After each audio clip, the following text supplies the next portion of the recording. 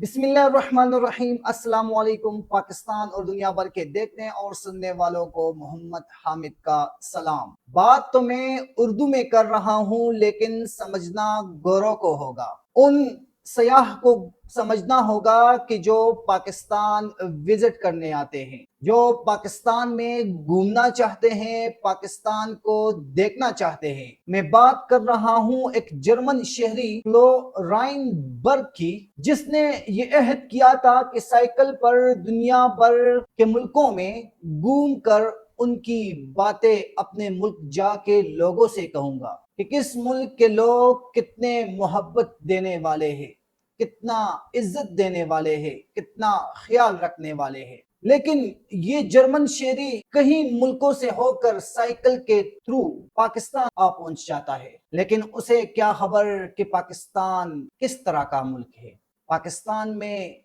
German شہری کی کیا عزت ہوگی۔ کہانی کیا کہ کہانی کی طرف جاؤں تو دل خون کے آنسو روتا ہے۔ جرمن شہری فلورائن برگ جو کہ شمالی علاقہ جات سے ہو کر لاہور باغوں کے شہر میں داخل ہوتا ہے، جیسے ہی باغوں کے شہر لاہور میں داخل ہوتا ہے، رات ہو جاتی ہے، سفر رکوا دیتا ہے اور ایئرپورٹ روڈ کے اوپر اپنا ٹھکانہ لگا دیتا ہے۔ یہ بات کہتے ہوئے پاکستانی شہری ہونے کے ناطے بہت دکھ اور افسوس بھی ہو رہا ہے کہ ایک باہر سے آیا ہوا سیاح ہمارے ڈاکوؤں سے محفوظ نہیں۔ رات 1:30 بجے کا ٹائم ہوتا ہے اور اس سیاح کے ٹینٹ کے اوپر 2 ڈاکو نمودار ہوتے ہیں اور اس سے لیپ ٹاپ، کیمرہ، موبائل اور کچھ نقدی چھین لیتے ہیں۔ جرمن سیاح کا مزاحمت کرتے ہوئے ان کے ساتھ ہاتھ پائی ہو جاتی ہے، وہ ڈاکو انہیں مار دیتے ہیں، انہیں زخمی کر دیتے ہیں،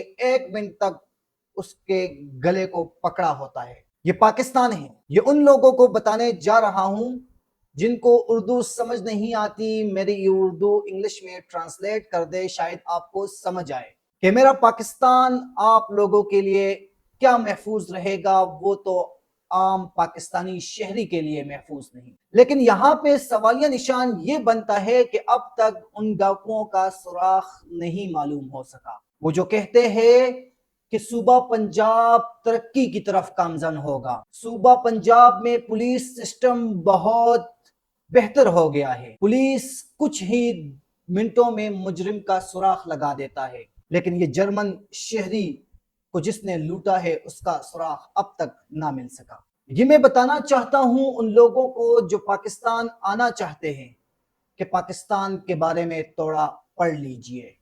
آیا پاکستان میں جو شہری رہتے ہیں، پاکستان کے شہری، وہ خود کیسے زندگی گزار رہے ہیں۔ یہاں غربت ہے، یہاں ہمارے اوپر ایسے لوگ مسلط کیے گئے ہیں جو اپنے کرسی کی خاطر، اپنی حکومت کی خاطر اپنے لیے لڑ رہے ہیں۔